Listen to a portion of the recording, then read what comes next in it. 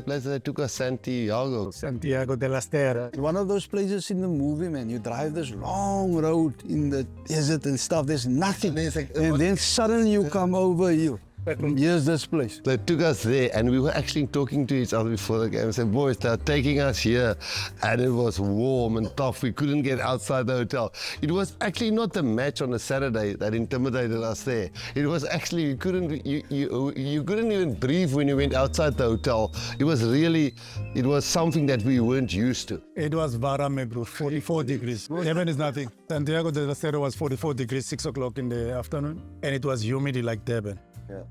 Like Coach Ras was saying, you save when you're indoors because of the aircon.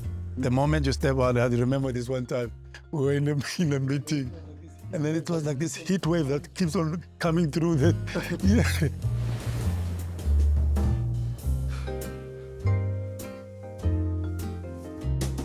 But knowing that the team that's made up about Argentinians come from those little places where we've played the previous year, I want to just say this the right way again. We know Australians are tough. We know New Zealanders are tough because they've won World Cups and they were number one in the world, and England and those kind of teams. What we are trying to say is these other guys has got a fight in them.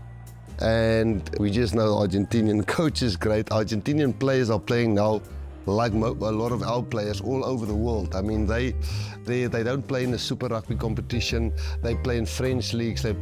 Some play Super Rugby, some play in top 14, some play in Premiership. He capitalises, sides them open, and it's a key on the charge. They've got the bit between their teeth. They send it long. What a try!